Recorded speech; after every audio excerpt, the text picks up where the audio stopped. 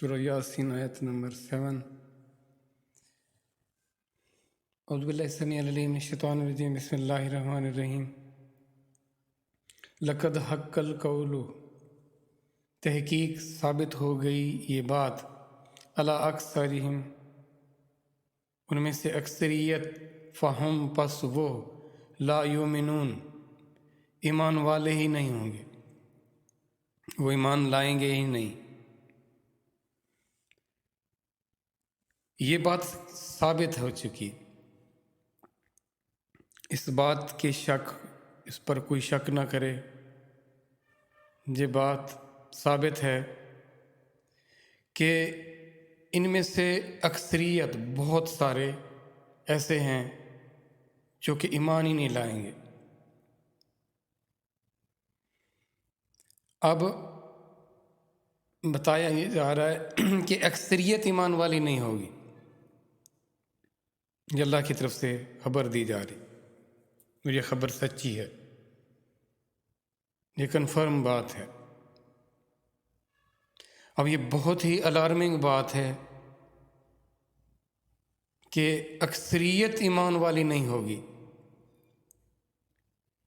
یہ ہر دور میں یہ بات الارمنگ ہے کہ اکثریت ایمان والوں کی نہیں ہوگی۔ اور انسان تو کیا دیکھتا ہے؟ اکثریت کو دیکھتا ہے کہ لوگوں کی اکثریت کدھر جا رہی ہے۔ جس طرف اکثریت جا رہی ہو وہ یہ سمجھتا ہے کہ یہ فیصلہ یا یہ جو رخ ہے یہ ٹھیک ہے، اتنے سارے لوگ کیا غلط تو نہیں ہو سکتے، جو وہ کام کر رہے ہیں، جس رخ پر وہ جا رہے ہیں، تو اکثریت تو اس طرف جا رہی ہے، میں اقلیت میں کیوں رہوں، میں اکیلا کیوں رہوں؟ تو اس لحاظ سے یہ بہت خطرناک بات ہے۔ اور وہ ذات ہمیں بتا رہی ہے کہ دیکھو، میرے ماننے والے اکثریت میں نہیں ہوں گے، اقلیت میں ہوں گے، تھوڑے ہوں گے، قلیل ہوں گے۔ نا آج ہم یہ کہتے ہیں نا، میری اپریسیشن کرنے والے، میرے جاننے والے، میرے چاہنے والے تو بہت ہیں۔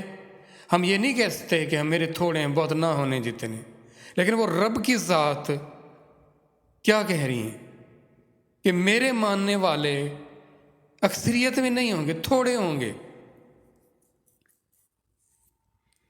اب پتہ نہیں ہم کن میں شامل ہیں۔ شیطان تو کہے گا نا، دھوکہ دینا ہے نا اس کا کام، وہ تو کہے گا تم ایمان والے ہو، کیونکہ اسے پتہ ہے کہ اگر میں نے انہیں یہ سجھائی دے دیا کہ ان کے پلے ایمان نہیں ہے تو شاید ہو سکتا ہے یہ فکر کر لیں، لیکن کہتا ہے نہیں، تمہارے پاس ایمان بھی ہے، تمہیں کیا فکر کرنے کی ضرورت۔ اب جب تک کسی چیز کی کمی کا احساس نہ ہو، آپ اس کی بہتری کی طرف کیسے جائیں گے؟ جب آپ اپنے آپ کو ایمان والا مان لیں گے تو آپ ایمان کی فکر کیسے کریں گے؟ آپ کہیں گے ہم تو بائی برتھ ایمان والے ہیں، تو ہمیں تو ایمان کی طرف جانے کی کیا ضرورت، ہم تو ہیں ایمان والے۔ اب ایمان والا ہونے کا کوئی ثبوت تو ہوتا ہے، تسلیم کرتا ہو، مانتا ہو۔ دیکھو، اس پر حالات کا یلغار ہوگی، اس پر بھوک، افلاس، مختلف مسائل آئیں گے، لیکن وہ ان میں سے ان کی پرواہ نہیں کرے گا، ان میں سے نکل جائے گا۔ لیکن یہ ایمان ہے نا جو آپ کو صبح صبح بیدار کرے گا، ورنہ نیند آپ پر غالب ہو آئے گی، نیند تو آپ کو دبوچ لے گی۔ اس نیند کی یلغار میں سے نکلنا ایسا آسان نہیں ہے، وہ آپ کا ایمان ہوگا جو آپ کو وہاں سے نکالے گا۔ آپ کو آفر کی جا رہی ہے کسی بھی چیز کی جس کی آپ کو طلب تھی، اب آپ نے دیکھنا یہ ہے کہ یہ میرا طریقہ ہے یا ٹھیک طریقے سے مجھے مل رہی ہے، یہ میرا حق بھی بنتا ہے نہیں بنتا۔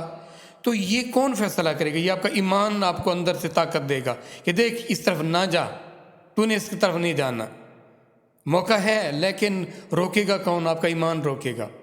وہ آپ کی اندر کا، اور ایمان کیسے ہوگا؟ وہ اللہ سے تعلق اور محبت جب تک غالب نہیں آتا آپ کے دنیا کے تعلقات پر، دنیا کی ضرورتوں پر، تب تک آپ ان چیزوں سے کیسے بچ سکتے ہو؟ جبکہ شیطان مسلط ہے ہم پر، دشمن یہ کہے گا کہ جاؤ تمہیں ضرورت ہے، بعد میں دیکھ لینا، ابھی تو تم لے لو نا یہ چیز، ابھی تو آرام کر لو نا، نیند کر لو، مزے کی نیند سو جاؤ، نماز جاتی ہے تو جائے، تم سو جاؤ، تمہیں ضرورت ہے نیند کی۔ یہ جسم خواہش کر رہا ہے، نفس خواہش کر رہا ہے، شیطان اس پر بیٹھا ہے مسلط، کیا چیز ہوگی؟ دیکھو قرآن یا حدیث وہ تو رکھی ہوئی ہیں اپنی جگہ پہ، آپ کے اندر کیا ہے؟ آپ کے اندر وہ ایمان کی طاقت ہے تو آپ اس سے مقابلہ کر پاؤ گے، ورنہ نہیں ہو سکے گا مقابلہ۔ اور یہی تو بتایا جا رہا ہے کہ دعوے تو کریں گے، کہیں گے تو صحیح، لیکن ایمان والے نہیں ہوں گے، ان کی اکثریت ایمان نہیں لائے گی۔ تو یہ بات نبی پاک صلی اللہ علیہ وسلم کو بتائی جا رہی ہے۔ دیکھو یہ کیسا کام ہے، یہ ایسا کام ہے کہ دیکھیں ہمت شکن کام ہے نا یہ، کہ آپ اپنی ہمت سے، اپنی پوری کوشش سے، تگ و دو سے ان کو خیر کی بات، ان کی بہتری کی بات سمجھاتے رہیں، اور نتیجہ کیا نکلے؟ نتیجہ یہ نکلے کہ اکثریت ایمان والی نہ ہو، پھر کیا ہوگا؟ پھر یہ بتایا جا رہا ہے دیکھنا، ہمت نہیں ہارنی، آپ کا کام ہے پہنچا دینا، ایمان لانا نہ لانا اس کے بارے میں آپ سے پوچھا نہیں جائے گا، لیکن یہ بھی بتایا جا رہا ہے کہ ان کی اکثریت ایمان نہیں لائے گی۔